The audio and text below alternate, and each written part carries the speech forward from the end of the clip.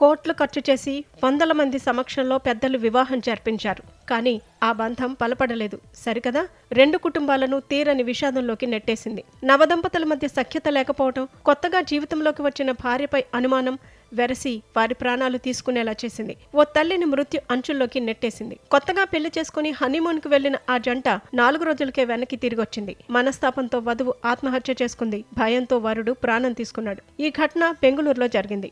October 29న Bengaluru palace మైదానంలో గానవి సూరజ్లకు అత్యంత విలాసవంతంగా వివాహం జరిగింది. అయితే పెళ్లైన మొదటి రోజు నుంచే వీరిద్దరి మధ్య సఖ్యత లోపించింది. గానవికి మరొకరితో ఉన్న స్నేహాన్ని సూరజ్ అనుమానించగా, సూరజ్ వైవాహిక జీవితానికి పనికిరాడని గానవి తన బంధువుల వద్ద వాపోయింది.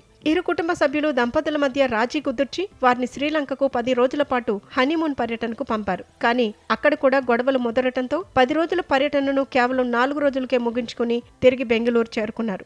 హనీమూన్ నుంచి తిరిగొచ్చిన గానవి రామ్మూర్తి నగర్లోని తన పుట్టింటికి వెళ్లింది. తీవ్ర మనస్తాపానికి గురైన గానవి బుధవారం విషం తాగి ఆత్మహత్యకు పాల్పడింది. గమనించిన కుటుంబ సభ్యులు ఆమెను ఆసుపత్రికి తరలించగా చికిత్స పొందుతూ గురువారం రాత్రి ప్రాణాలు విడిచింది. భార్య మరణ వార్త తెలిసిన సూరజ్ పోలీసు కేసులకు భయపడి తన తల్లి జయంతి, సోదరుడు సంజయ్తో కలిసి మహారాష్ట్రలోని నాగపూర్కు పారిపోయాడు. అక్కడ ఒక లాడ్జిలో గది తీసుకుని అక్కడ తలదాచుకున్నాడు.